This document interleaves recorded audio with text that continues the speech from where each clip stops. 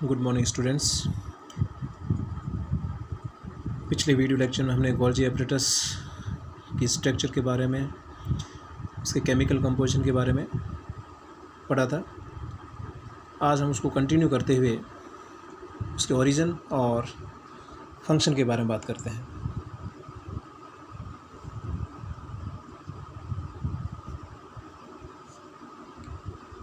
Golgi complex की उत्पत्ति, Golgi apparatus की उत्पत्ति जो है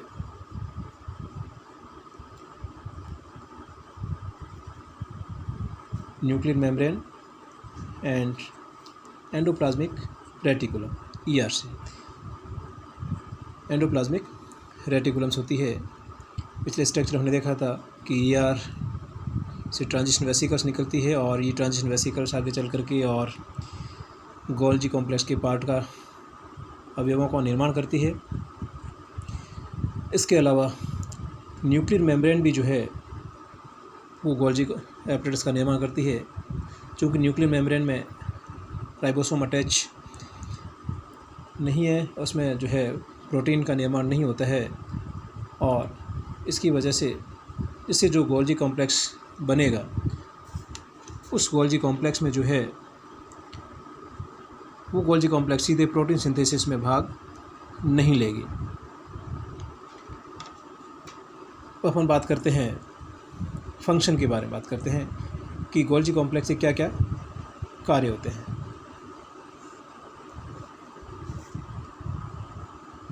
एक शब्द में अगर कहा जाए कि गोल्जी कॉम्प्लेक्स का मुख्य कार्य क्या है तो वो है सीक्रेशन, श्रवण, इम्पोर्टेंट फंक्शन जो है इसका।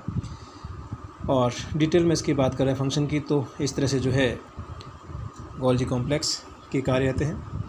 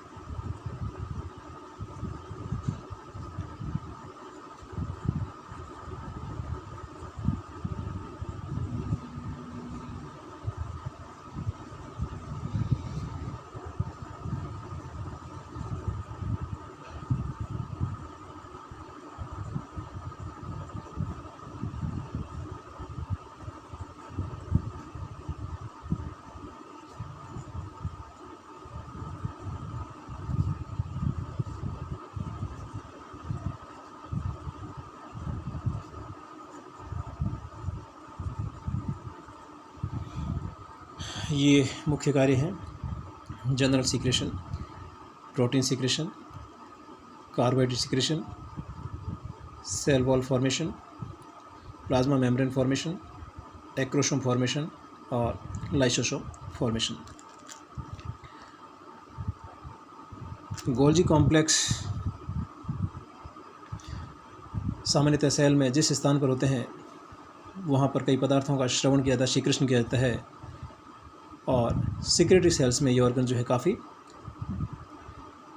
बड़ा होता है, विकसित होता है, जबकि नॉन सिक्रेटरी सेल्स में जो है ये ऑर्गेनल्स जो है कम विकसित होता है। गोल्जी कॉम्प्लेक्स द्वारा जो है सीक्रेशन की सामान्य क्रिया का अगर हम वर्णन करें तो एंडोप्लाज्मिक रेटिकुलम में जो संश्लेषित और उपस्थित पदार्थ होते हैं वो पदार्थ जो वहाँ से पिंच्ड ऑफ होकर के और वहाँ से जो है ट्रांजिशन वेसिकल्स के फॉर्म में आते हैं और ट्रांजिशन वेसिकल्स से जो है ये जो है फॉर्मिंग फेज जो होती है गोल्जी कॉम्प्लेक्स की उसमें पहुँच जाते हैं और वहाँ से जो है इसमें आवश्यक परिवर्तन होते हैं और वहाँ से फिर ये मैच्योरिंग फेज से सिक्रेटरी वेसिकल्स के रूप में ये पिंच्ड ऑफ होकर के और अंत में जो है प्लाज्मा मेम्ब्रेन से जो है जुड़ जाते हैं। तो इस तरह से जो है गोल्जी एपरेटस द्वारा जनरल सीक्रेशन का काम किया जाता है। उसके बाद हम प्रोटीन सीक्रेशन की बात करते हैं। प्रोटीन सीक्रेशन से पहले जो है, बात करने से पहले हम एक डायग्राम बनाएंगे।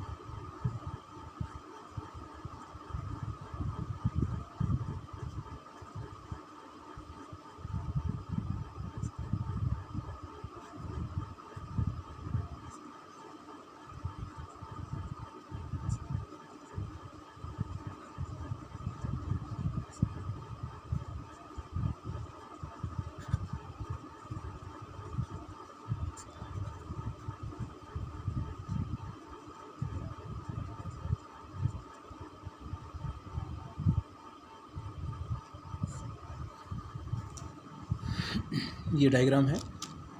इस डायग्राम से जो है हम प्रोटीन सीक्रेशन की बात को जो है समझेंगे।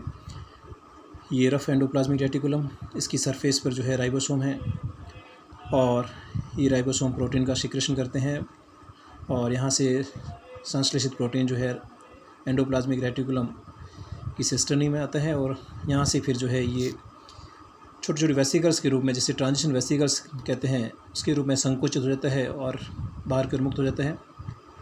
और ये ट्रांजिशन वेसिकल्स आगे चल कर के गोल्जी कॉम्प्लेक्स, जो ये गोल्जी कॉम्प्लेक्स की स्ट्रक्चर है, इस गोल्जी कॉम्प्लेक्स की जो है फॉर्मिंग फेस होती है, सिस फेस होती है, वहाँ से अटैच हो जाते हैं और वहाँ से जो है ये सिस्टर्नी में चले जाते हैं। ये सिस्टर्नी है, वहाँ पर जो है सिस्टर्नी में जो है यहाँ पर ये चले जाते हैं और वहाँ पर जाकर के इसमें जो है आवश्यक परिवर्तन होते हैं उस प्रोटीन में, जो प्रोटीन एंडोप्लाज्मिक रेटिकुलम से आया है ट्रांजिशन वेसिकल्स की फॉर्म में।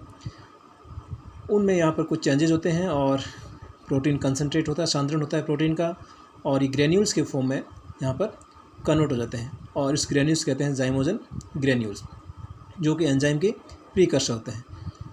अब जो है ये जाइमोजन ग्रेन्यूल्स गोल्जी कॉम्प्लेक्स की जो मैच्योरिंग फेस होती है, उस मैच्योरिंग फेस जो होती है वो वहाँ से सिक्रेटरी वेसिकल्स के रूप में पिंच्ड ऑफ होते हैं और ये जो स्रावी वेसिकल्स जो है वाहिकाएँ हैं, आशय जो है वो आशय जो है आगे चल कर के और प्लाज्मा मेम्ब्रेन उससे अटैच हो जाते हैं। तो इस तरह से जो है ये प्रोटीन का सीक्रेशन जो है गोल्जी कॉम्प्लेक्स के द्वारा किया जाता है। उसके बाद हम बात करते हैं कार्बोहाइड्रेट सीक्रेशन की। सामान्यतः जो है प्रोटीन सीक्रेशन के दौरान, प्रोटीन सिंथेसिस के दौरान गोल्जी कॉम्प्लेक्स जो है कुछ मोनोसेकेराइड के मॉलिक्यूल्स भी जोड़ दिए जाते हैं और इस तरह से प्रोटीन और ये जो कार्बोहाइड्रेट जो है ग्लाइकोप्रोटीन्स के फॉर्म में बनते हैं। और यह कार्य जो है गोल्जी कॉम्प्लेक्स में एक एंजाइम पाया जाता है, ग्लाइकोसिल ट्रांसफेरेज एंजाइम।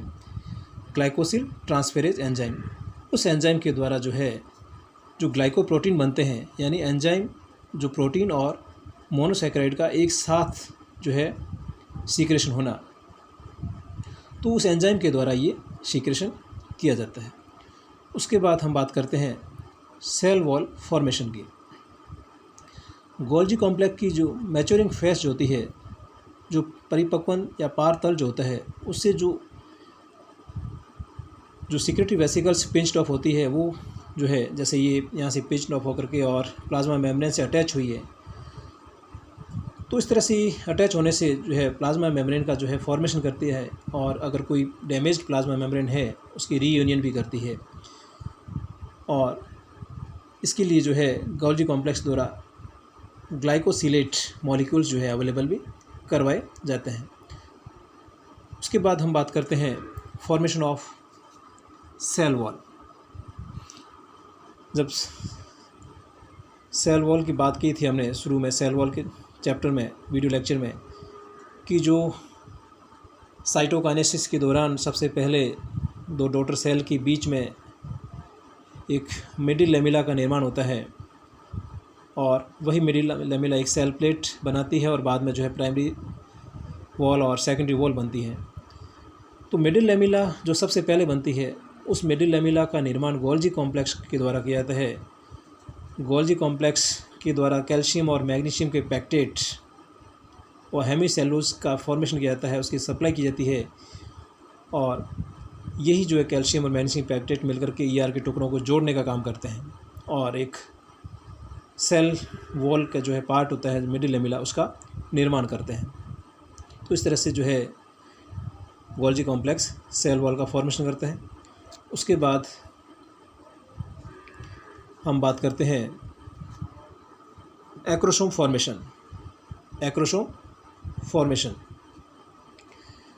चूँकि हम जानते हैं कि एनिमल्स की जो स्पर्म सेल्स होते हैं, स्पर्म सेल्स के एपेक्स पर न्यूक्लियस के ठीक सामने जो है एक एक्रोसोम स्ट्रक्चर पाई जाती है और एक्रोसोम में लाइसिस प्रॉपर्टीज होती है। और एक्रोसोम जो है, कोई स्पर्म जो है ओवम सेल्स में एंटर होता है तो ओवम सेल्स को जो है लाइसिस करने, उसमें जो गलाने की क्षमता होती है, उसके जो है एक पोर बनाने की प्रॉपर्टीज पाती है कि एक्रोसोम जो है इसमें एक पोर बनाता है, एक और माइन्यूट पोर बनाता है। और उस पोर के द्वारा जो स्पर्म का जो न्यूक्लियस जो है वो उस ओवम सेल में एंटर होता है। तो इस तरह से एक एक्रोसोम एक जॉइंट लाइसोसोम के फॉर्म में कार्य करता है और जो है ओवम सेल में जो है स्पर्म न्यूक्लियस के एंटर होने को जो इंश्योर करता है। एक्रोसोम जो है ग्लाइकोप्रोटीन और ग्लाइकोलिपिड्स के बने होते हैं और इनका निर्माण जो है ग्लाइकोसिडेशन प्रोसेस के द्वारा किया जाता है। तो इस तरह से जो है गोल्जी कॉम्प्लेक्स का एक्रोसोम फॉर्मेशन में भी रोल होता है। नेक्स्ट है लाइसोसोम फॉर्मेशन। लाइसोसोम फॉर्मेशन, क्योंकि लाइसोसोम में जो भी हाइड्रोलाइटिक एंजाइम्स पाए जाते हैं उसका निर्माण जो है राइबोसोम में होता है और राइबोसोम से जो है ये एंडोप्लाज्मिक रेटिकुलम में आते हैं और वहाँ से जो है ये ट्रांजिशन वेसिकल्स और ट्रांजिशन वेसिकल से जो है ये सिस फॉर्म में, गोल्जी कॉम्प्लेक्स की जो सिस फॉर्म है वहाँ पर अटैच होते हैं और वहाँ पर इसकी गोल्जी कॉम्प्लेक्स की सिस्टर्नी और जो ट्यूब्यूल्स होती है, जैसे ये सिस्टर्नी और ट्यूब्यूल्स है, यहाँ पर कई चेंजेज होते हैं और चेंजेस होने के बाद कुछ आवश्यक परिवर्तन जो होने के बाद जो स्ट्रक्चर बनती है, जो सिक्रेटरी वेसिकल्स जो बनते हैं, वो सिक्रेटरी वेसिकल्स या फिर जो हाइड्रोलाइटिक एंजाइम्स से युक्त जो आशयज होते हैं उसको हम प्राइमरी लाइसोसोम कहते हैं और यही प्राइमरी लाइसोसोम आगे चल करके सेकेंडरी लाइसोसोम का निर्माण करते हैं। तो इस तरह से जो है लाइसोसोम फॉर्मेशन में भी जो Golgi complex important role play करता है। तो ये जो है गोल्जी एपरेटस के द्वारा जो है जो फंक्शन जो कार्य किए जाते हैं उसका वर्णन है। Thank you.